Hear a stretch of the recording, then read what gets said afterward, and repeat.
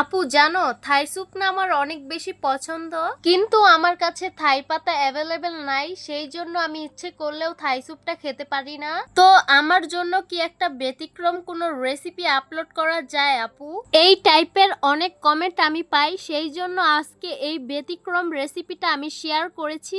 আচ্ছা, এই রেসিপিটা তৈরি করার জন্য প্রথমেই আমার লাগছে একটি পাত্র। প্রথমেই আমি দিয়ে দিব কুচিয়ে রাখা কাঁচামরিচ, তারপর দিয়ে দিব ঝুরি ঝুরি করে কেটে রাখা আদা কুচি। এখন দিয়ে দিব গোলমরিচের গুঁড়া, সাথে সয়া সস, পরিমাণ মতো দিয়ে দিব টমেটো কেচাপ, তারপর দিয়ে দিব হাড়সারা মুরগির মাংস। এইখানে আমি বেশ কিছু চিংড়ি মাছ দিয়ে দিব, তারপর দিয়ে দিব একটি ডিমের কুসুম, স্বাদ মতো লবণ, 1 চা চামচ লেবুর রস। এখন ব্যবহার করব কর্নফ্লাওয়ার। এই কর্নফ্লাওয়ারটা অনেক বেশি ভালো, আমি সব সময় ব্যবহার করি। আপনারা চাইলে এই কর্নফ্লাওয়ারটা দিয়ে কিন্তু কাস্টার্ড বানাতে পারবেন। 2 চা চামচ কর্নফ্লাওয়ার দিয়ে দিব, আপনারা চাইলে 1 চামচ দিয়েও বানাতে পারবেন। এখন সব উপকরণগুলো আমি হাতের সাহায্যে আলতো হাতে মেখে নেব। দেখতেই পাচ্ছেন আমি সব উপকরণগুলো আলতো হাতে মেখে নিয়েছি খুব ভালোভাবে।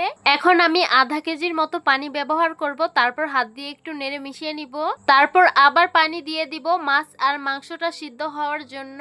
পাত্রটা বসিয়ে দিলাম জাল হওয়ার জন্য। একটি চামচের সাহায্যে এটাকে অনবরত নাড়তে হবে, না হলে নিচে দলা পেকে যাবে। আপনারা তো দেখতেই পারছেন মাছ মাংস সবকিছু ভালোভাবে সিদ্ধ হয়ে গেছে, তাই উপরে ভেসে উঠেছে। আমরা কিন্তু আপনাদের খুব সিম্পল ভাবে রেসিপি দেওয়ার চেষ্টা করি, যাতে এটা আপনারাও বাসায় ট্রাই করে দেখতে পারেন। বাই দ্য ওয়ে, আমাদের মাটির চুলার রান্না আপনাদের কাছে কেমন লাগে অবশ্যই কমেন্ট করতে ভুলবেন না। লবণটা কম হয়ে গেছে, তাই আরেকটু লবণ দিয়ে দিব। ডিমের যে সাদা অংশটা ছিল সেটা দিব, আর চামচের সাহায্যে নাড়তে থাকবো, না হলে দলা পেকে যাবে। থাই স্যুপ হতে কিন্তু বেশি সময় লাগে না। আপনারা থাই স্যুপ খেতে যেরকম পছন্দ করেন ঘনত্বটা সেরকম রাখবেন। আমি আগেই বলেছি থাই স্যুপ হতে বেশি সময় লাগে না। দেখতেই পাচ্ছেন আমাদের থাই স্যুপ হয়ে গেছে, এখন নামিয়ে পরিবেশন করে নেব।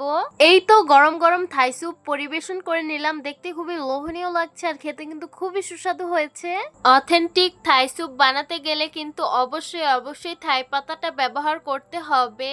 আমার মতন যারা থাই স্যুপ খেতে অনেক বেশি পছন্দ করেন, কিন্তু আপনাদের আশেপাশে থাই পাতাটা অ্যাভেলেবেল নাই, শুধুমাত্র তারা এই রেসিপিটা ট্রাই করুন। আদারওয়াইজ আমি কখনোই প্রিফার করব না থাই পাতা ছাড়া থাই স্যুপ বানানো। থাই পাতা ইউজ করলে দেখা যায় স্যুপটা অনেক বেশি ফ্লেভারফুল হয় আর খেতেও দারুণ লাগে।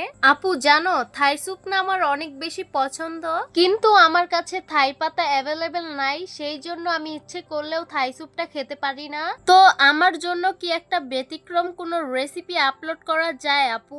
এই টাইপের অনেক কমেন্ট আমি পাই, সেই জন্য আজকে এই ব্যতিক্রম রেসিপিটা আমি শেয়ার করেছি। তো আশা করছি আজকের ভিডিওটা অনেক বেশি ভালো লাগবে। ভালো লেগে থাকলে আমাদের ইউটিউব চ্যানেলটি সাবস্ক্রাইব করবেন, আর যারা আমার ফেসবুক পেজ থেকে দেখছেন পেজটিকে ফলো করবেন। সবাই ভালো থাকবেন, সুস্থ থাকবেন, আর সিস্টার্স কিচেনের সাথেই থাকবেন। আবারও কথা হবে কোনো নতুন ভিডিওতে। তাহলে আজকে এই পর্যন্তই, আল্লাহ হাফিজ।